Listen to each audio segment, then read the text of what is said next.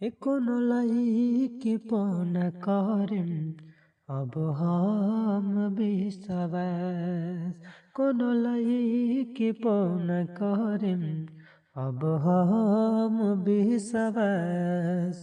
तो कैसे हैं आप सभी, उम्मीद है कि आप सभी ठीक होंगे। मैं आप सभी का दोस्त गीतकार छोटू अजनबी आज के इस वीडियो में हम लेकर आए हैं भोजपुरी में बेवफाई सॉन्ग।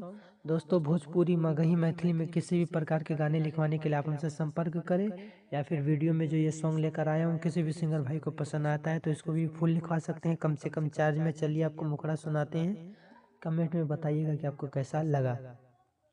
हे कोनो लईकी पन करेम अब हम विश्वास, कोनो लईकी पन करेम अब हम विश्वास।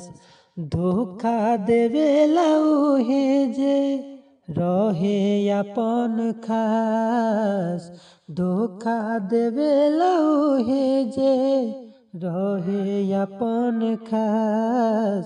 कोनो लईकी पन करेम अब हम विश्वास, कोनो लईकी पन करेम अब हम विश्वास, अब हम विश्वास।